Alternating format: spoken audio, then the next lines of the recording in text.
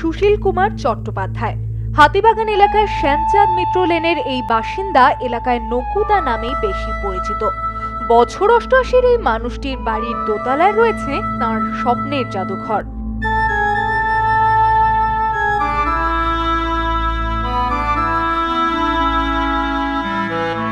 পুরনো দিনের ফেলে আসা মানুষের আবেগ জড়ানো স্মৃতিকে তিনি যত্ন করে রেখেছেন তাঁর ১৯x১১ ফুটের একটি ছোট্ট ঘরে।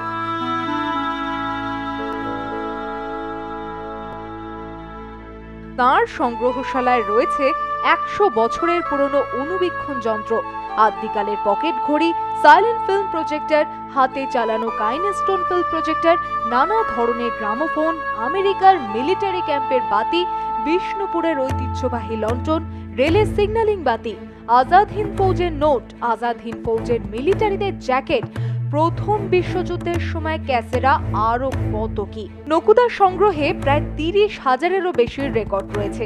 এই সব কিছুকেই যখের ধনের মতো আগলে রেখেছেন এই অস্মৃতিকর বৃদ্ধ।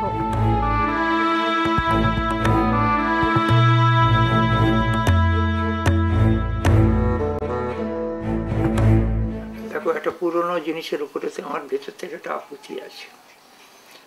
আকুতিটা এইভাবেই হয়েছে যে জিনিসগুলো আমরা ফেলে দিচ্ছি, এই জিনিসগুলো যখন তারা কিনেছেন আগেকার দিনের মানুষেরা, তখন কত যত্ন করেছেন, কত ভালোবেসেছেন জিনিসটাকে।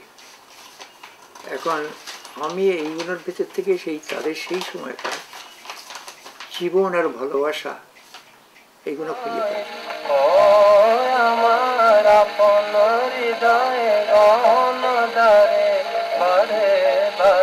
প্রাচীন সামগ্রী সংগ্রহের নেশা তাঁর ১৬ বছর বয়স থেকেই।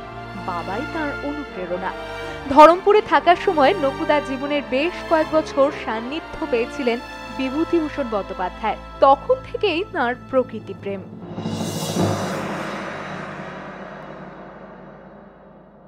আমার এই ঘরেতেই এবং বাইরে কোনো কোনো জায়গায় গেছি, যেটা আমার নজরে পড়েছে, কিনে নিয়েছি, জোগাড় করে নিয়েছি, কিন্তু তার মূল্যায়ন আমি জানি না। কিন্তু কে যেন আমাকে জোগাড় করিয়ে দিয়েছে, পরে তার মূল্যায়নটা বুঝতে পারি। পরে এগুলো একটা আকুতি থাকলে আপনার হাতে আসে।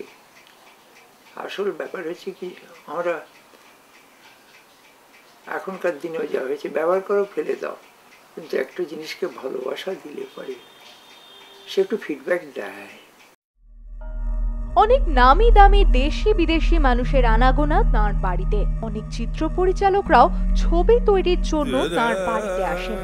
অতিথিদের প্রত্যেককে সংগৃহীত রেকর্ড বাজিয়ে শোনান নকুদা। বিদেশিদের গলায় প্রথম কৃষ্ণ ভজন অনেকেই শুনেছেন তাঁর কাছে এসে। বয়স হলেও বার্ধক্য তাকে কাবু করতে পারেনি।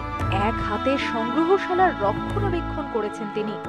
তবে সংগ্রহের এমন স্বাদ পূরণ হয়নি। দাদা ঠাকুরের প্রেসের সন্ধানে ব্যস্ত এখন নকুবাবু।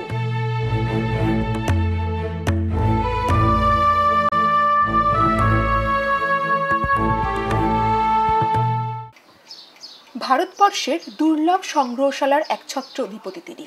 কিন্তু এখন তার একটাই চিন্তা, তার অবর্তমানে এই সুবিশাল সংগ্রহশালার ভবিষ্যৎ উত্তরাধিকার কে হবে। আর এই ৮৮-তে দাঁড়িয়ে এই চিন্তাই তাকে কুঁড়ে কুঁড়ে খাচ্ছে। ক্যামেরায় সুখেন্দু মান্নার সঙ্গে দীপজানী সরকার, আর প্লাস নিউজ, কলকাতা।